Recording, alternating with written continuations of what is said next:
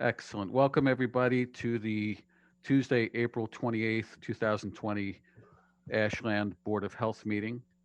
I am officially calling the meeting to order at 6:03 p.m. We don't have that little disclaimer to read anymore, do we? Yeah, it is. There it is. Yeah, there in the agenda down below the adjournment. This agenda is subject to change and includes those items reasonably anticipated by the chair to be discussed at the meeting. Not all agenda items may in fact be discussed, and other items not listed may also be brought up for discussion to the extent permitted by law. Yeah, With that, nobody's recording. WACA-TV is recording, right? Yeah, WAC is recording, and if anyone else is recording, identify. It's funny at work when we record sessions, we have to put out a disclaimer to let people know that they're being recorded. Well, even here, you have to. So let's move on to citizens' participation. Mr. DeSoni, anything? I need to. Hi. Oh, there you go. Okay, let me just turn my volume down first. Okay, you can just say how I am later on after this. Okay, you might want to fix that hair a little bit. You're on camera. We are doing the good host with Chris. Hope we got Turkey happy with the mute. And my good latest update for the DPW. He's just got to tell Doug to behave with those bags there. Yeah, he's getting out of line. I can't hear. No. You can reply after. I'll say when I'm done, and then I'm going to turn the volume up because I don't have an audio set up here in my headphones. So everything else is all quiet. No problems. Me and my dad all quiet. And I'm just happy to just got to pick up my entertainment value here because there's no task force Trump entertainment tonight. So let's hope you pick guys up and have a good time, have a good night, and let's go at it. Thank you. All right, Mark, thanks. Anybody else for citizens' participation? Seeing none, we'll move to the next item on the agenda, COVID-19 updates. And I'm going to assume that Sergeant Berman, you are going to kick us off. Sure. I think all of you got the charts I sent out today, had Laura send out. You'll notice we did have a little bit of a spike over the weekend, and that was due to the testing that had come back from Waterview Lodge. We got all those results on Friday evening. Just some things that are going on. Also, we have tomorrow, the National Guard is scheduled to be at the residence at Valley Farm. They're going to be testing all of their patients and residents and staff. They're supposed to call us in the morning with what time the National Guard's going to be there. Haven't heard back yet. What we did do in the meantime, since they did have, so far they've had 4 positive cases there. So what I did to streamline some things was I assigned one of our nurses just to that facility to work on if it becomes a cluster event. That way they have that one point of contact back and forth with us. I thought that would just be easier instead of just calling in. So we actually assigned Amy Childs to that case. And we have Nancy working on the 250 West Union case. So just streamlining so everybody knows who to contact. Daily, we're getting a lot of calls, people just with general questions, trying to get the reports kind of set down. The state updated the Maven system this week. So when the nurses do some calling to people, it's almost scripted for them, so that everybody's being asked the same questions when they're reaching out to the confirmed cases and the contacts. You'll see we've been able to clear quite a few recently over the last week, and the Red Cap group is phasing out, and anything that we can't handle right now we do send to the contact tracing group, and that seems to be working out pretty well also, which started on Monday. I'll kind of open it up. couple of things. Mark, we had Mark go out today. He did an inspection of both Market Basket and of Shaw's. And I'll let him update you on that when we get to Mark. And he's also been checking on different restaurants, and he's got some other things coming up, what we're going to do with all the restaurants in regards to training with Tom. Okay. Ed, before you move on, I didn't get any email from Laura unless I missed it. Did they? Did you send any? What time? Yeah, we sent it earlier. Yeah, probably around 3. Did you get it? Anybody else get it? I got it. Okay. I have a question. Okay. So you talked about Waterview and Valley Farm. I saw in our emails, is it Mill House? A Mill Pond, yes. Yep. So it said nobody has been tested there, no symptoms from anybody there, which is kind of miraculous. Yeah, so about that, what's going on? yeah, so we actually so I should have added that too. We reached out to the 3 facilities and we've offered them face shields. Today, Mill Pond did come and pick up some face shields for us to be in preparation. Again, she said there's nobody ill there. We're trying to find out, so if they're going to be asking for assistance from the state in any way, then it's going to mandate, that triggers a mandate that everybody be tested. But right now they have nobody that's sick at all. So I'm not sure they would even qualify to have testing at this point. Okay. KG, I just resent you the packet. Okay, thank you. Okay. I don't have a list of order for people. So Ed, did you have more? No, like I just want to, again, I wanted to thank the schools, for making those face shields with the 3D printer. We were able to get some to the residents at Valley Farm and at Mill Pond, and I am going to drop off the remaining ones to Waterview Lodge in the morning. I mean, Waterview Lodge. Awesome. Okay, so I know Michael and Jennifer are on the line, so I wanted to touch base with either of you. Did you guys have an update as well? Yeah, I do. Okay. I just, I think Ed summarized kind of the current situation.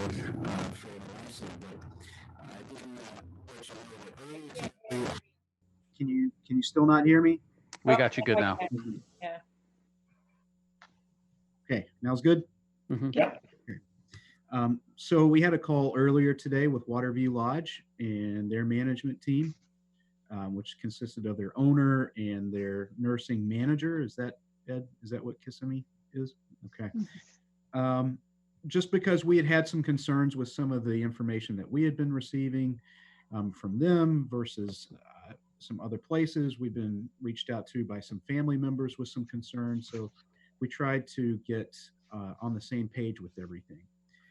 I think we walked away, all of us walked away from that conversation feeling, I think it's safe to say a little more concerned than when we went in. I can say for myself that I did. So what I would like to ask the Board of Health to consider is that they mandate all of these nursing homes or rest homes, assisted living facilities, mandate that all their staff get tested. Now, as Ed mentioned, under the governor's recent orders, if you apply for funding from the state, which he has set aside, you are required to test people, but that's only if you require fund or you're asking for funding. And who knows how long that's going to take in terms of that process to work itself out. So I would like to ask the board to consider that. I have reached out to Attorney Mead to get an opinion, an advisory on that. Again, it would be under your powers under MGL Chapter 111. And if you have any thoughts or questions, please let me know. Asking Ed Berman to see whether we could make them to get tested. Then he said, as of now, there is no mandate, but we could always request them. But if we can adopt it today, and then subject to the condition that it is legally valid from Lisa Mead's review, you could probably put it on the table today itself if you want This to. is for the workers, not the residents. This is for the staff. Staff, yes, because they are the ones who come and go, so they may be the carriers. So. Yes. Yes. And has anybody else done this, Mike? Or are you waiting for legal to talk to you? I'm waiting for legal. I mean, it's the Board of Health's authority and the Board of Health's power. Okay. Are you talking about if other communities have done this? Yeah. I'm not Mike, aware. the only thing I don't know is how that request that you're making, which I'm completely fine with, correlates to state regulations regarding who can get tested now. Because I can't just send somebody over to Newton Wellesley and say, be tested. They have to meet certain criteria. They have to have X number of symptoms or be in such an age. I don't know how that correlates with if you're a worker supplying services to a susceptible population. I think they get a higher priority on testing too, I guess, because they're essential workers. Does the National Guard provide that service? Yeah, it's possible. I can try to find out even from the hospital what they do with all their workers, how they test them. I mean, just for some background, but that doesn't do us any good right this second. Well, we could pass it, and then subject to the condition, it's legal through Lisa Mead, and then they can do it. Otherwise, we have to wait for another week to reassemble and do this. Michael was about to say something. Yeah. Yeah, I just wanted to say, so when the National Guard comes in, they are testing all the patients there. They do have the ability to test the staff members, but that is conditioned upon whether or not the owner wants them to or allows them to, and the employee wants them to. So on our phone call today, we asked Dr. Desai if she has offered testing to all of her employees when the National Guard went in there. She said yes, she did, but that some chose not to do that. Now, let's take that for 100% face value, and that is her understanding of the situation. A mandate would require them to be tested, and there's a larger, broader issue, an economic issue with this. A lot of times these workers are not getting tested because they have no other means of income, and they're afraid that if they do test positive, they're going to be out on the sidelines and not earning a paycheck, which could be devastating for them. I totally understand that in certain situations, I think we could make exceptions, but if you have a worker actually going from different facility to different facility, because sometimes they work in different facilities, they could be transferring it all throughout the facility and not even know it. So I think this is one of those situations where the public health really kind of overshadows any kind of privacy concerns or private issues that might arise.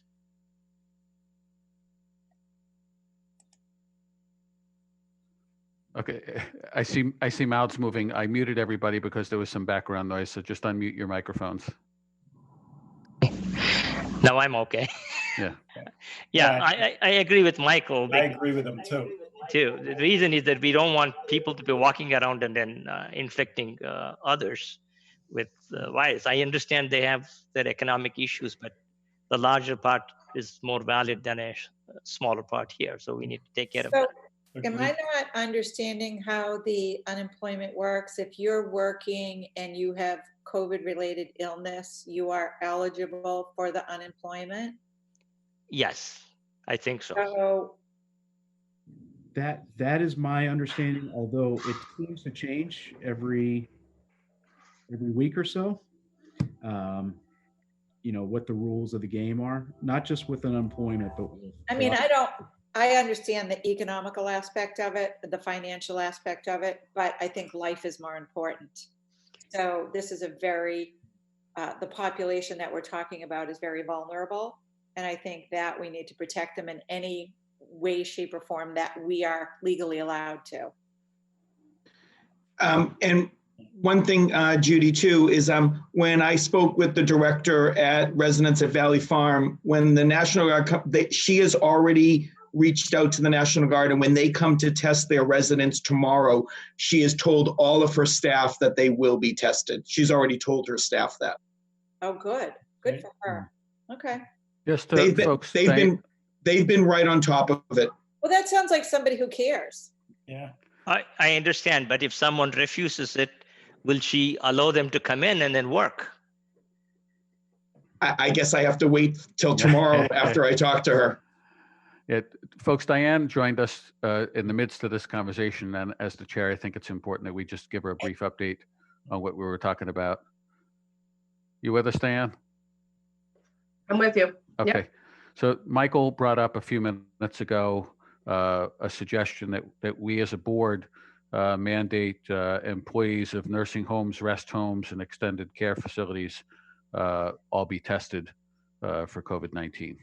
And that's what the discussion was in the midst of when you walked in. All right. Well, the first question I have, I assume that the you might have already talked about it. Does that mean the National Guard will come in, or the expenses on the owners of the business? If they bring the National Guard in, I believe the National Guard is responsible for it. Okay. All right. Sorry, do you want to continue, Chris? Because I'm just I'm having a bad day today. No, that's okay. Yeah, no, we can move forward. Additional discussion? So am I correct in assuming that there are I know that daycares are open for, first responders and things on an emergency basis. We don't have any daycares open in town, do we? Ed, we don't. I don't think we do, but I defer to Ed. On the same line, are we doing the tests for all the first responders in Ashland at all, or no? So the first responders, yes, if they have any potential for exposure, if they feel like they might have been in contact with somebody, or they are feeling symptomatic, what happens is they do go get tested. They have the ability to get tested at a couple of different locations. One gives the results almost immediately, I think, within a couple of hours, but you have to wait in line for a bit. The other, it takes a couple of days, but those personnel, while they're waiting test results, as well as anybody that's on their shift, is basically out of the rotation. So we backfill their shifts with overtime and people who can fill those in until they have gotten a negative test or they've cleared a protocol. Yeah, but is there an interaction between the first responder and one of these elderlies from one of these units? Because if we're asking the staff to be cautious and tested, we may have to have the first responders to do the same thing here, so that when they come in interaction with the seniors in those specific units, they're also cleaned. I don't think that's an unreasonable request. I do know when they enter those facilities, they're gowned up and everything, right, Ed? Yes, correct. They have all the proper PPE. I spoke with Chief Alfano today because I wanted his opinion on two of the items on tonight's agenda, and this is one of them. I wanted to see if he felt that they were properly supplied with the equipment that they needed during this, and he was nothing but great words for all of the equipment that they do have, that Ed has done a great job of getting them all supplied, all the first responders, that they feel like they have adequate, if not a little better than adequate equipment, and that Mark was doing a great job of getting the addresses to both the police and the fire department so that they're aware of the cases in town should they have to go to those addresses. So that made me feel pretty good that that they're being taken care of. And in principle, KG, I agree with what you're saying, but I think what Mike's trying to bring to the forefront is to have a lot of people that are an at-risk population in a very small area develop this versus, I'm not saying this would be good, but even if a policeman had an undiagnosed case because he had no symptoms and went to one person's house, there's still only a potential for that, one or two people versus, the 20 or 30 or 40 or 50 people in a nursing facility that are in very close contact. Right. My concern was not them going to one person's house. My concern was them going to these nursing facilities or senior facilities where more people are. Well, that's where I am.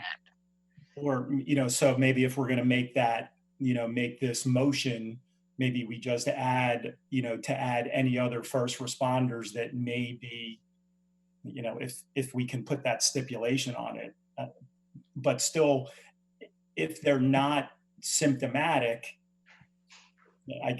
then who does the testing? Because now you're just looking at, just to make sure they're okay. Right. Yeah. Well, with our first responders, they can get tested even if they are asymptomatic. They just have to be concerned that they have been exposed. So just to be clear, the National Guard has already gone to Water Lodge. So, and nobody there got tested. None of the staff members got tested. Okay. So, or actually, I don't know if that's the case. So if we mandate this, would the National Guard go back and test the workers there? And then do they do it in different shifts on different days? Or are they under the first sort of responder thing, frontline workers that can go to one of these drive-throughs? Like, how does it work? Judy, those are the questions that we need to ask tomorrow when we can make some calls. And that was our plan first thing in the morning, was to get that information. Okay. The National Guard may have a mobile unit, is that right? They do, but again, I know, like, for example, the residents at Valley Farm called them last Thursday and their first available date was tomorrow. So again, I don't know how they're doing. I have to find out how they're doing all that scheduling. Okay. All right. I'm getting a sense that for this specific issue, for the nursing homes and all that kind of stuff, that we all have some thoughts on it, but it might be that we need to get some information and maybe make this decision next week. We do have that. We began speaking of face coverings, and that might be something we can take action on tonight. Well, I'm not sure we can Chris, take action on it tonight. I'd hate to put it out another week if it takes. Chris, let me give you a background. If I remind Ed Berman, I had a couple of days ago had a discussion with him about the Residence Valley, and later on, within 24 hours, we see the things have changed topsy-turvy there. So time is, in a sense, factor that we need to work on it soon. Yep, absolutely. So if we can pass this on today and then leave it there, if it's illegal, it automatically gets squashed anyway. So yeah, I mean, I'm not opposed to doing that. If that's the general consensus of the board that you want to take action on it tonight, we can do that. Can I make a suggestion? Sure. Yeah. You could vote to start implementing that tonight, and then we could come up with regulations and policies for this that could go back before the board and review those. We could start work on that. Okay. Have the direction from the Board of Health to move forward. Sure. I make a motion that you move forward. I second that. Any discussion on that motion? All in favor? Aye. Aye, Chris. KG. Okay, that passes unanimously. So with that, I guess that we now need to make a motion on the mandate. Talking about the advisory for masks? No, we're looking now. We haven't gotten to that conversation yet. We're talking about the mandate for nursing homes, rest homes, and extended care facility employees to be tested. I thought Michael Herbert has been authorized already to do this emergency things. Is that right, Michael? I mean, under the state of emergency, Yes. Yes, there are certain things that I can do. Yes. So you could implement this because we can authorize you to do the implementation, whatever it is, but we don't have to specify it because that will be under your purview to earmark the exact statements. With our blessing. Yeah. I would like to have the Board of Health, I feel, We can come back and then ratify it, or we can come back and then okay, add whatever the language needs to be next week. But you could start implementing it now. Right.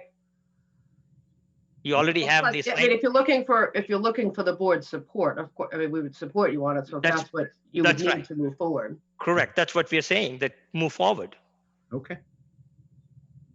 So you have the authority already given to you about a month back before, right? Right. Yeah.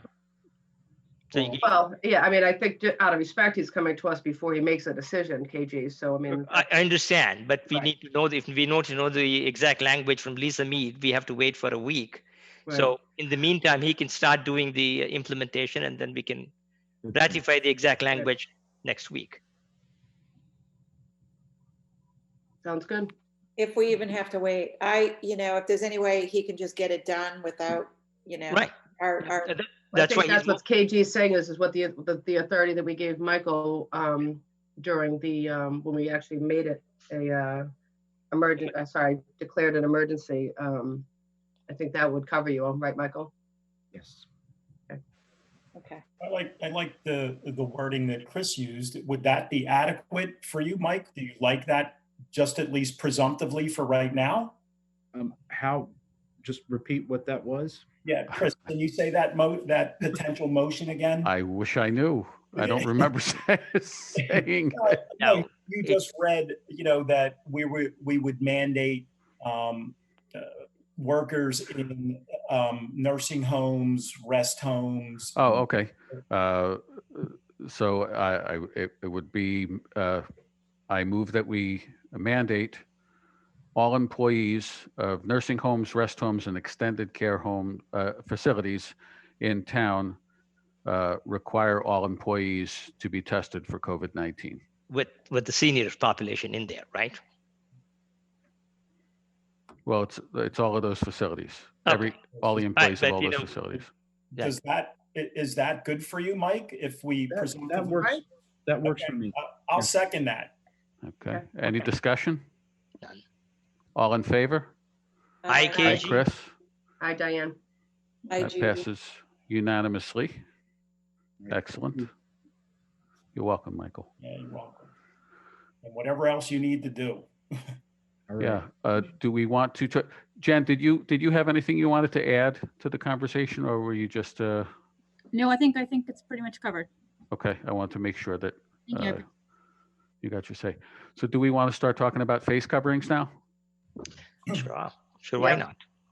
Okay. I know that earlier today I was watching the news, and Lawrence and Somerville implemented a plan. Now I had a question. I know that we talked briefly toward the end of last week's meeting about enforcement and some advice we got from council. Are they allowed to implement a fine because they're cities and not towns? Michael, maybe you have the answer, or Ed, or anybody? Yeah, so I actually talked to council earlier today. Uh-huh. And so the guidance, just like everything else, continues to evolve. And so initially they had, initially they had said that you couldn't at all do actual real enforcement, and that it should be an advisory. And many cities and towns have done that, and many cities and towns have got a decent amount of compliance just with an advisory, which is sort of, I think, what we discussed. I think as late as last night, they sort of have backpedaled that a bit, and it sort of suggests that you can create a violation. And I'm sort of trying to work through some of the documents that Lisa sent late this afternoon that would talk about how you would actually enforce that. It potentially could be a fine, but and that can range from $1 to some other number that you've decided. But that has definitely evolved over the last week, and the Attorney General's office has sort of revised their guidance on that. Okay, thank you. Chris, Yeah. I was gonna have Laura tomorrow morning. I'm gonna have Laura reach out to Somerville and Cambridge and just kind of get their language, what they did, just to Okay. get some background, so we don't have to start from scratch. Yeah, I know they were looking at $300 fines, and I can't remember which is which, but one town said over the age of 2 and one was over the age of 5. That's what I was going to say. I'd like to talk about what our thought is, because I took, Lisa Mead sent us a draft, and then this is a little while ago, and then I looked at Milford's, and Milford says over the age of 2. Mhm. Excuse me, Milford is over the age of 5. And another, I think it's Somerville might be over the age of 2. That's to me a big difference. So I just want to look something up while we talk about this. Mhm. Yeah, so Lisa's recommendation originally, we have to wait from her new advisory, but was that all employees of the essential establishment open to the public, of course, wear facial covering, as well as any member of the public entering any essential business that's open to the public. She did not have an age in here. Yeah, I didn't see any ages on the sheet as well. So, I know that in the places I've gone to in Framingham, they have signage on the door, and I don't know if that was a requirement of them for compliance. That, so in other words, if we pass something, would we require all businesses to put signage up as well? Or is that something that they do at their own discretion? We can require that. yeah, Framingham requires it, I believe. I'm just looking at it here.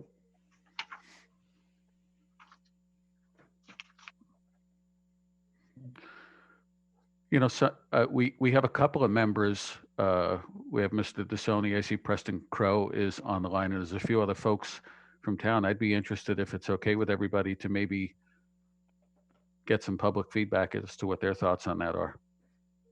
You'd have to unmute them. Yep. Okay. Okay. Okay. My thought would be, I put in the little chat box there, that you make a warning to tell them the next time, and then from there, the second time you can bring up to between 25 and 100, and then from there you double, triple it if they still continue on, and then give a citation and a record of what they should do the next time, because it's the mask is not there to protect them, it's to protect them from others, and they have to understand that. So I'm putting that out there because I saw that same news thing about Lawrence and all that stuff. Mark, Yeah. I think more of what I was There are a lot of hoping to people out get there was that think you this- approve of this the idea. virus is just gonna take an overnight trip and go away, but most of them are not wearing masks, including in stores, public areas. But then again, understanding that they're working to help the virus go away. So they don't find them, they don't talk to them, they have to say, do it, or here's the money, and we're gonna put it on a record. Mark, thanks. I appreciate that feedback. So I'm assuming by that you're, as a citizen, you're okay with the idea of something like this.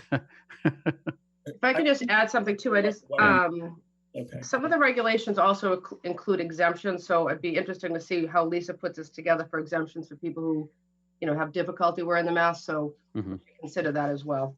Yeah, I wouldn't even be so much worried about enforcing any kind of fine. I think the officers in town have way more to do than to look for people that aren't wearing a mask. But I think it just sends a message to the population of the town that we're serious about trying to control the spread. And if we mandate that people wear masks, and we mandate that shop owners have signage out front that says, if you don't have a mask, you're not allowed to come in, then I don't know that you can do any more. If people will call without it, then at least they can't get into Shaw's, or they can't get into Market Basket, or they can't walk into the convenience store at the gas station because the attendants there are going to say, you don't have a mask, you need to have one on. I think that's probably as far as you can really take it, because there's never going to be 100% compliance. We already know that. That's a good point. Preston, did you have anything you wanted to chime in with? Yeah, if the requirement is a mask to enter a place of business, I can understand that. If you're going a step farther and saying, if you're out on, say, a public sidewalk or in the state park or places where you might encounter other people, outside, that would be a big step further, and I don't know if that's being considered or not. I would need some convincing before supporting that. Thank you. One other corollary issue along with it is, are the masks available freely for everybody to buy a man somewhere? It can be any covering. It can be a scarf. It could be a bandana. Okay, so that's what they need to make sure, so that Yeah. people don't. It doesn't have to be. Yeah, they don't have to struggle hard to get a mask. Correct. Judy? She's Judy, you're unmuted. muted and I can't unmute you for some reason. She has to unmute herself. There we go. Okay. Does anybody know if, for instance, if you're on food stamps or WIC, I don't know what it's called, I'm sorry. Are you able to purchase masks and PPE equipment with that for your family? Really good question. Jen? I'm not sure if you can do it under those programs, but I will say that folks that are accessing the food pantry, we have had a lot of people from the community donate cloth masks that they've made. And so we have offered that to members of the community who have needed or expressed interest in that. And so I do think that we potentially could enlist some of the members of the community to continue to donate those type of cloth masks. And we could certainly, for the people who are accessing our food pantry, that is an option. I can certainly look into whether they can use that program, and I may be able to get that before we get off this. Jen, if you need any more masks, my wife does make a few of them, and then she can definitely give it to you. And I can attest, Diane's been taking them from me. Good. For the public. I just want to clarify that. I have found people that haven't had them, and we have been able to get them from Ed. So yes, because people do call and ask that they don't have them. So okay, good. Good. Oh, I would also add that the regulation should specify that the mask should cover the mouth and nose, because a lot of people have been seen online, at least not wearing them properly. Yeah, that's a very good point, Preston. I think the wording that we have, it does. And I know in the signs that I've seen in Framingham, they all do mention that. Michael, would you be able to put in a bulletin out in the newspaper tonight with all of these new stuff? Yeah, I can do something. That way it spreads with the community so that they know that things are coming along. So you want to do the face masks?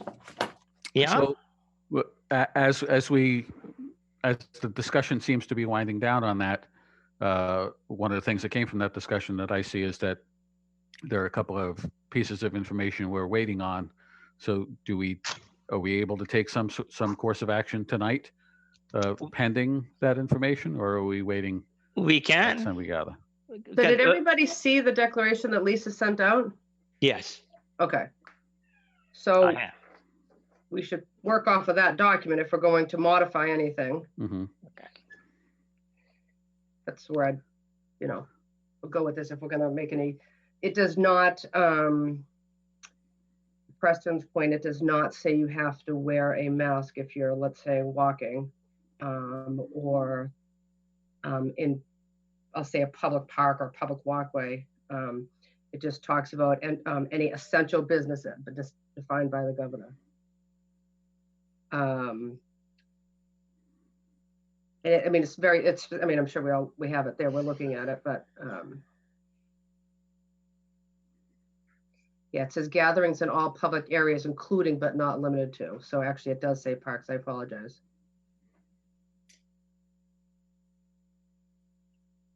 I'm sorry. I apologize. This is going to be a great recording of me tonight. Not having a good day today. It says this is just about the banning of all parks. It doesn't have to do with the mask. I apologize. All right. Well, keep in mind, public parks are closed anyway. Right. Right. That's what the And reference is number one. It wasn't for the masks. Uh-huh. I think that I don't see any harm in moving forward with it. I think we're definitely going to get people that like it and other people that don't like it. I mean, we can't, I don't think we can legally tell you, you have to wear one in public.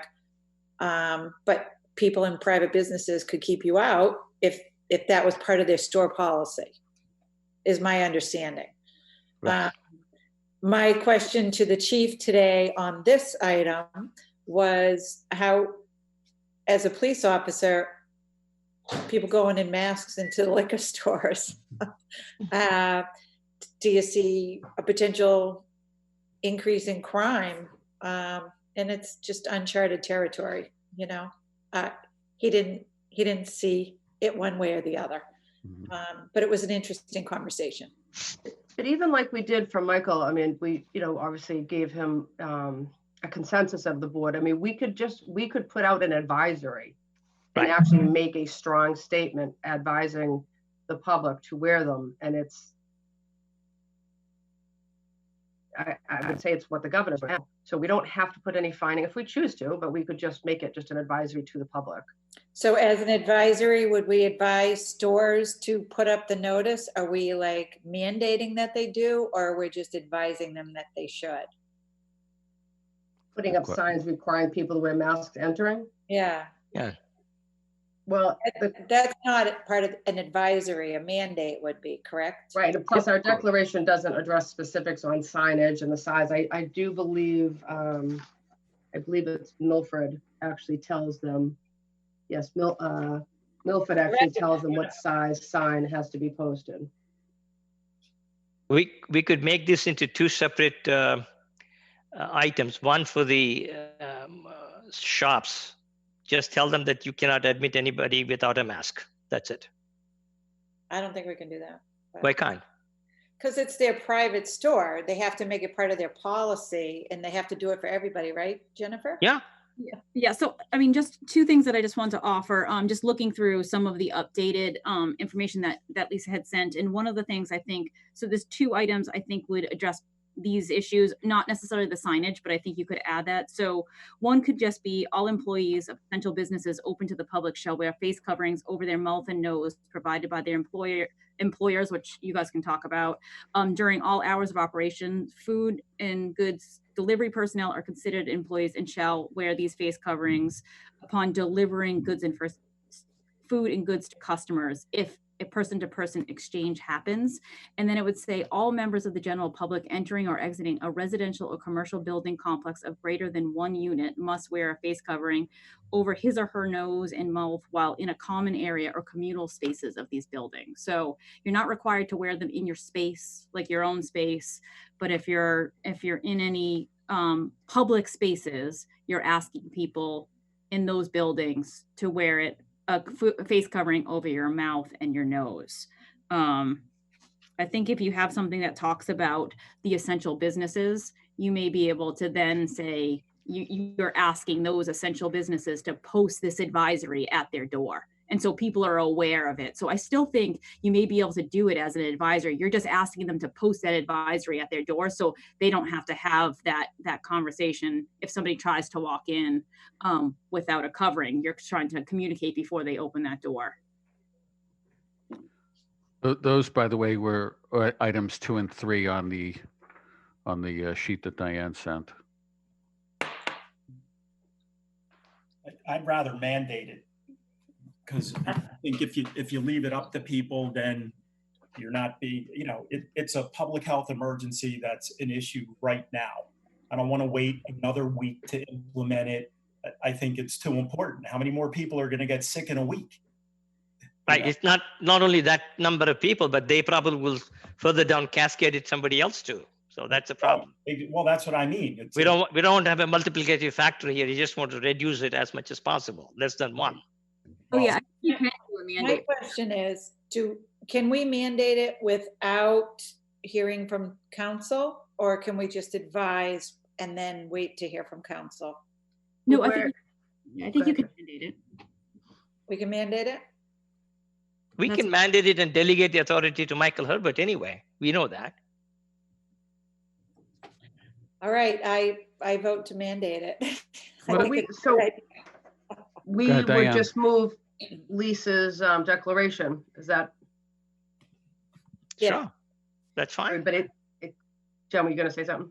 Well, the only thing, does it have any, so I think you asked about exemptions, Diane. So Oh, right, yep. the one she sent me today that I think she added a potential enforceable fine, which I think you should, and you just have to pick what that fine is, and we can then try, we can figure out the enforcement agency. And then also, she did put an exemption in here that says anyone whose health would be placed in jeopardy by wearing a face covering. And then she did do a children under 2, but I don't know if that's just that based on, and I mean, we can certainly modify that based on this conversation and the wishes of the board. So that could be, any child under 5 based on sort of the research that has been done today. But that's definitely something you could put that exemption in for sure. I don't think any 2-year-old's going to keep a mask on their face. I don't know one that would. I don't know what age they'll start, keeping it on. I don't see mandating a 2-year-old to wear a mask. 5-year-old is fine because I'm sure they are more aware of what's happening around, so they probably will wear. Yeah, I'm not good with 2.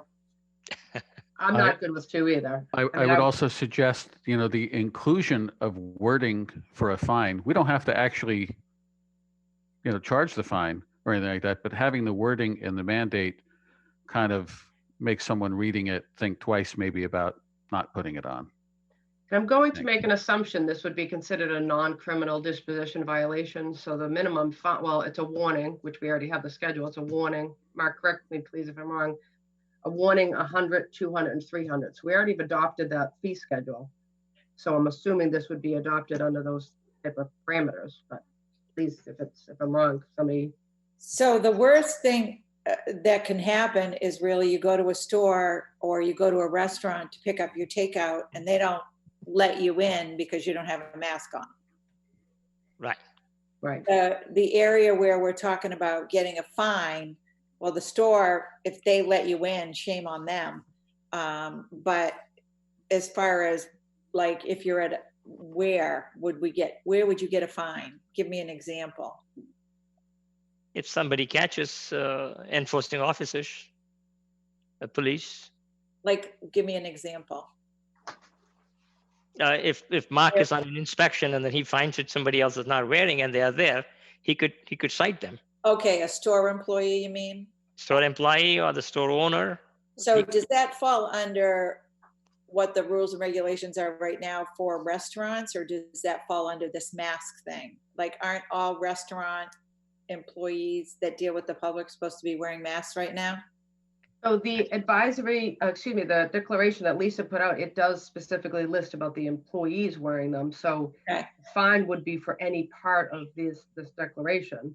Okay. So the employee could be fined, the resident could be fined, but I'm not looking at it that any business is going to be fined because it's right. An individual. I mean, whoever pays the fine is one thing, but I'm assuming if you go to a local restaurant and walk in and they're not wearing the mask, the fine goes to that person, not the establishment.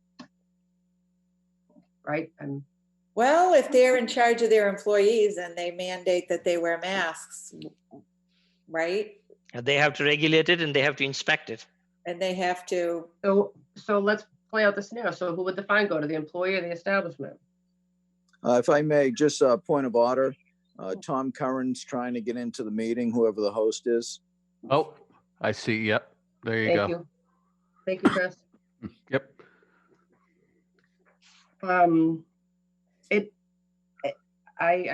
I'm just going to make an assumption by reading this, it would be the person, not the establishment.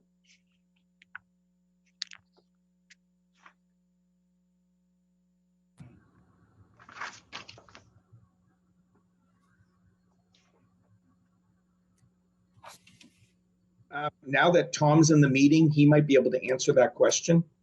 Well, just to back up a little, all right, we can let Tom jump in. Tom, you have to unmute yourself. You're an iPhone, is it? I can unmute. Probably trying to get this video working. Yeah. Usually he did video before. I think he's unmuted now. Yeah. Okay, he's labeled as iPhone here. Mm-hmm. Tom, are you able to hear us? Oh, he's muted himself. I was gonna say, he's having, I can't see it, you know, I'm just like trying to picture walking in. So if I walk into, where am I walking into?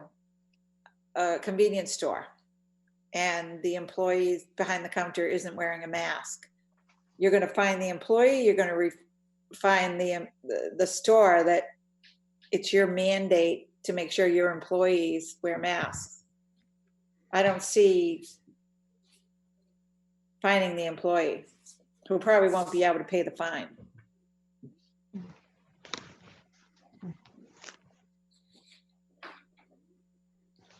Don't we, for tobacco violations, don't we fine the establishment?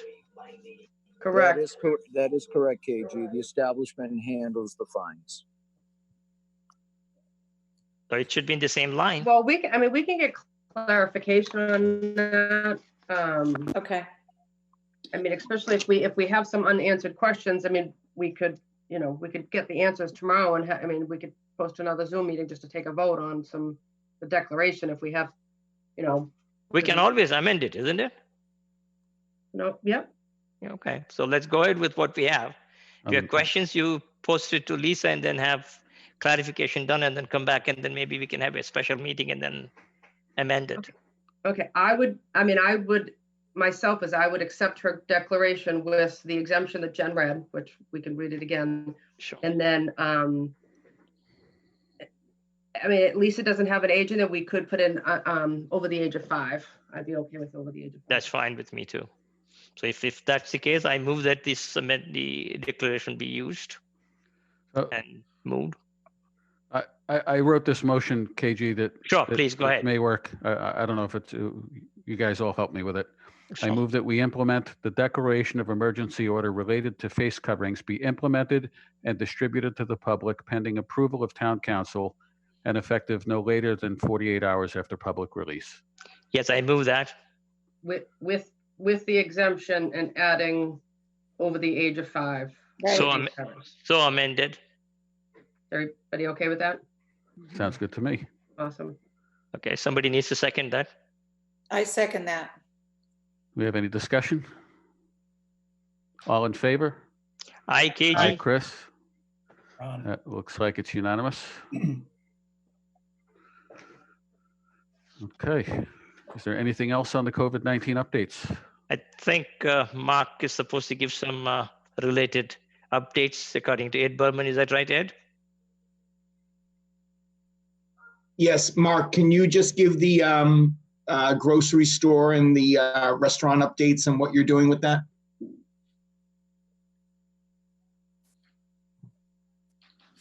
He's muted. Mr. Oram. Oh, okay. There you go. I'm now unmuted. Sorry about that. So for the grocery stores, I've been checking them out. I've been in both grocery stores at least 3 times on one and twice on the other, and also been in communication with them as it relates to any complaints we're receiving.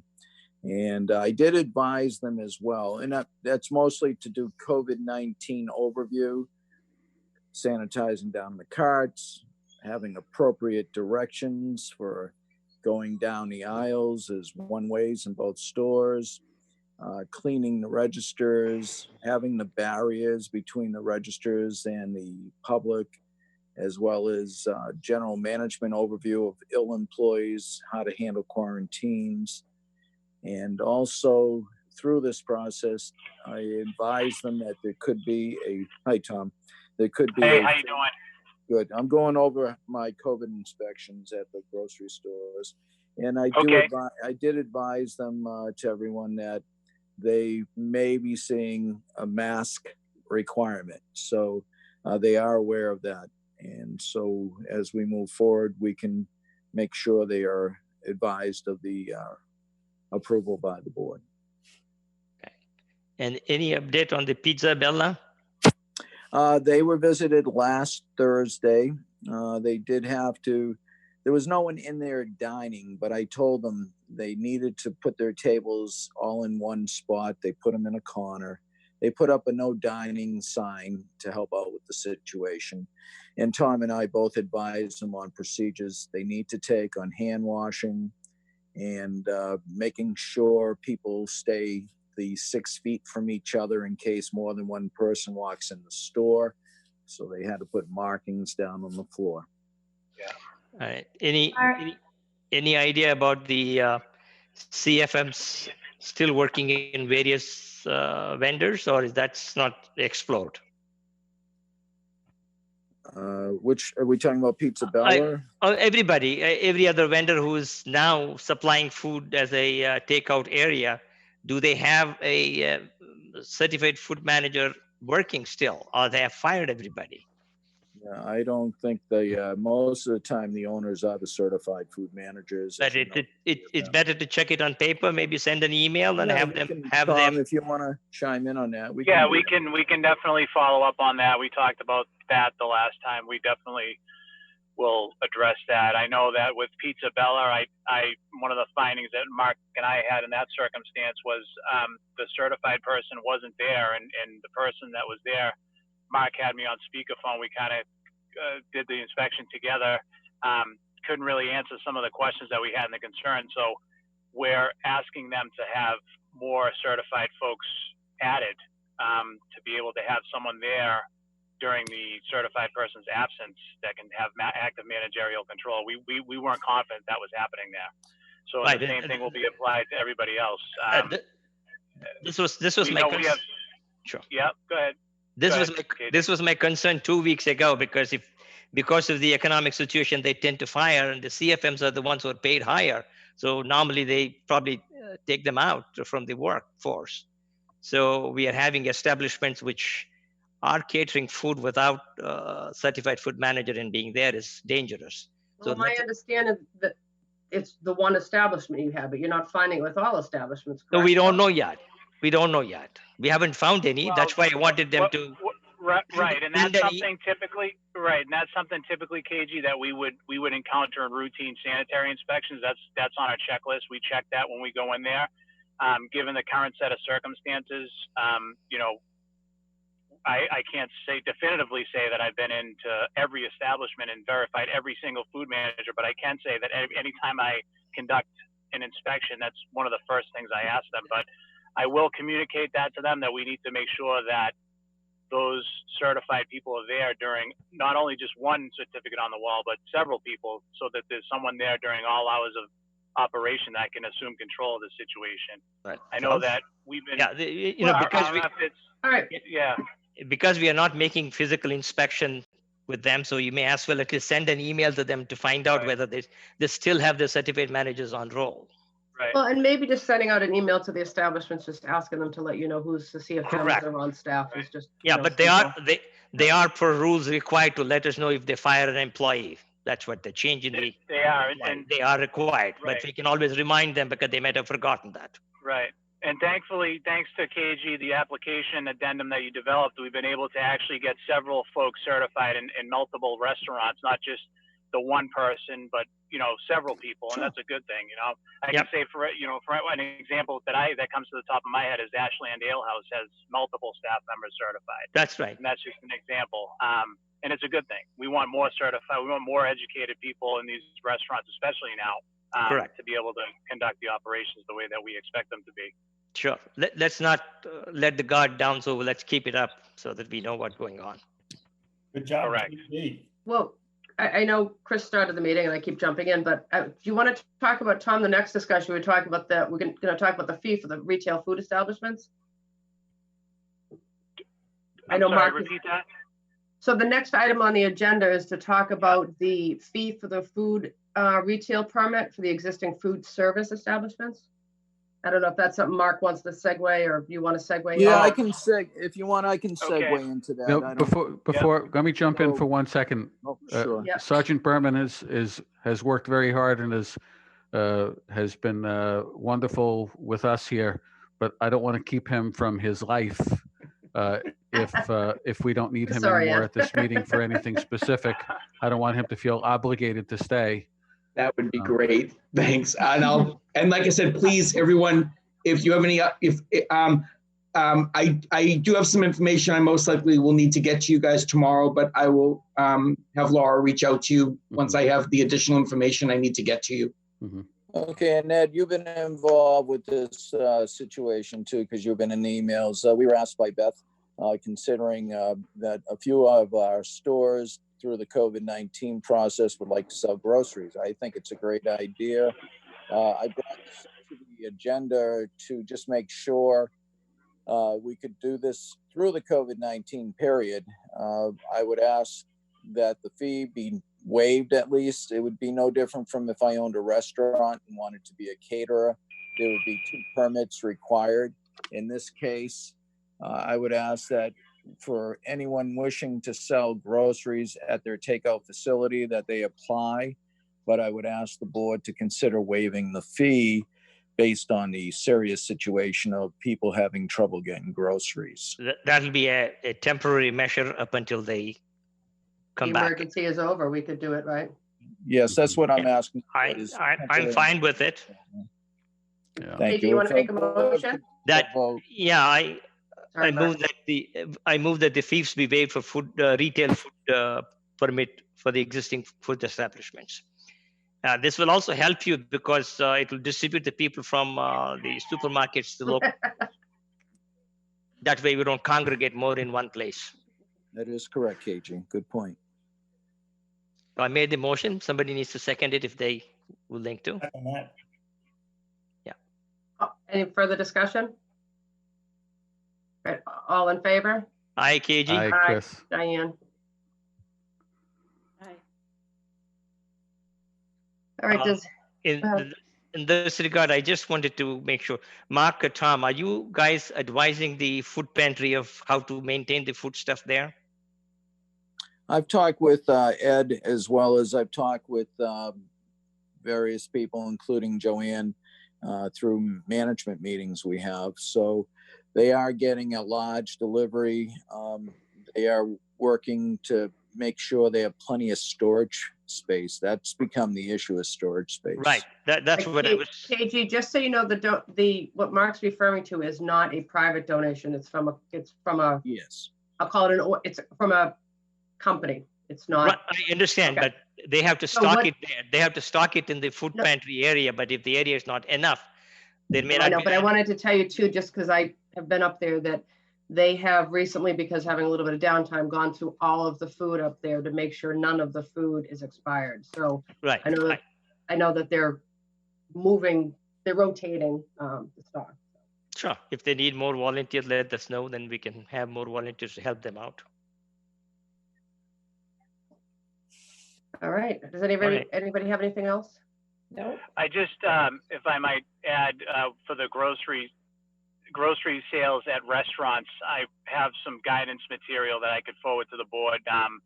And interestingly enough, outside of safe handling instructions for raw meat that might be sold, the FDA has developed a relaxed policy on nutrition guidance panels and ingredient labels because they want the restaurants to have the ability to sell some of their inventory that, you know, might not be labeled for typically for retail sale.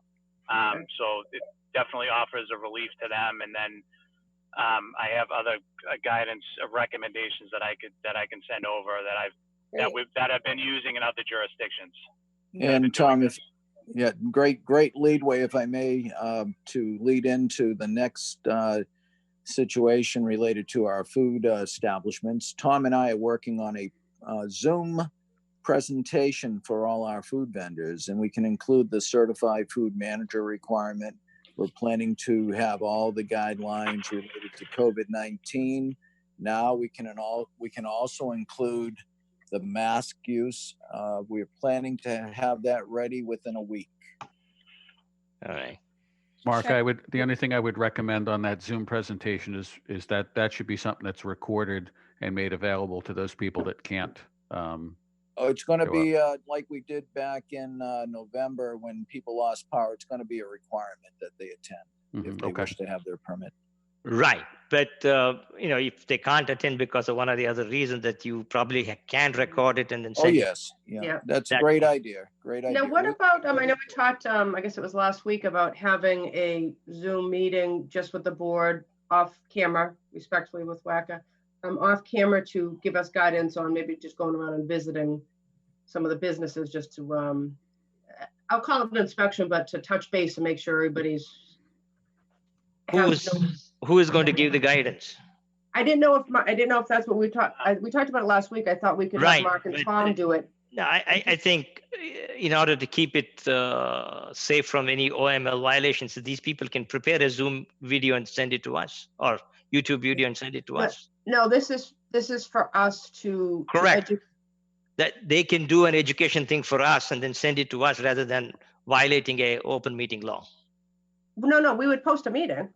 Oh, okay, that's fine. No, we would post a meeting. It just wouldn't be televised because, I mean. Okay, not televised. Education for the board. I mean, it's a public meeting, but I mean, people can join. It's just not, we don't need it to be on WACA that we're talking about what we're going to look for and what the guidance are. And I just thought it would be, you know, That's because fine. I definitely think it would be healthy that, you know, Sure. if we, It's a game show all of a sudden. I just think if we wanted to walk into a food establishment and say, hi, I'm Diane from the Board of Health. I just wanted to introduce myself, check, see if you have any questions. No, great. Have a good day. You know, like, but like, then you can kind of, if we get educated, we can, you know, have education on what we. Yeah, and Ed and I talked about that. The concern would be, is not concern, but I think appropriate identification would be required. So that we should sit down and talk about prior. But I would suggest that when we do offer the Zoom overview with the staff, by all means, it's excellent if the board attends, maybe as a meeting. So there's no open meeting law, but we'll be doing the presentation and you could be listening in to learn exactly what we're overviewing with the vendors. So we'll probably have 2 or 3 of these. So do you think that would be enough to for the board members to feel comfortable with going in, Mark? Well, I would say that it would be best that you probably do both. Attend this session. Yep. And then if you have any questions, but again, if you're going to walk into an establishment, I would suggest ID. Yeah, but I mean, Ed, we can get IDs made in a day or something, right? I mean, we can all text you our pictures. And yeah, we I have can my work ID. on that. Ed, you can go.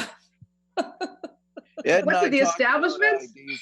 Okay, I'm leaving. Call me tomorrow if anybody needs anything. And again, I am going to reach out tomorrow with some more info. Okay. Thank Yeah, you. and Ed, Thank you, Ed. we'll talk. And Ed, you were helpful on the ID part, so we'll have to talk about that. See what's No problem. Mark, Okay. before you go, I have a question here. We just said Ed's that leaving. Ed, let it leave. Okay. But Mark, on Yeah, the recent waiver of the fees for these food establishments, permitting them to sell groceries, are they going to be doing a takeout or are they going to be visiting people inside? They will have it, I believe it. They can't have a shop inside outside of being well, they could, but we'd have to make sure they have the space for that, KG. So that's the type of review we would do before allowing it. Right, that, and also you need to make sure that if they let people in, they cannot sell the food inside as a sit and eat item. So to make sure that Exactly. You So make sure that I think we you lost call up and you order your takeout. Well, yeah. Okay, KG, we lost you in your voice. can you hear me now? Yeah, we can. Go ahead. Okay, it's KG. It's a good point you bring out, and I think the concept is that when you call in your takeout meal, you also order your groceries at that time. So when you get there, it's a takeout. Okay, so you make sure very clear on that when you issue the permit. Sure.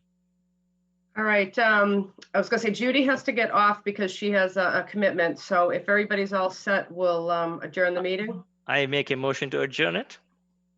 Can Di, just 1 second, because you were Sure. just as a public service and personally, I'd love to donate to the Ashland Food Pantry. I know they're not taking physical food, right? But you can donate money. Correct. Yep, you can donate money to the Ashland Emergency Fund. Yeah, that's In fact, the Ashland Indians have already collected money from the Indian community and they're going to donate it soon. Great. Chris, you're making me hungry. All right. Right. I made a motion to adjourn. Nobody seconded it. I'm seconding it and Oh, saying good. Thank you. Thank you, Judy. Post Office Box 112, Ashland, Mass. is the emergency fund. Thank you, Judy. Thank you. Bye. All right. Well, Bye. wait. Oh, All in favor? bye. Bye. Hi, Chris. Bye. Thank you. Thank you. Take care, All right. everyone. Be Bye-bye. safe. Everybody. Take care. Be Good well. night.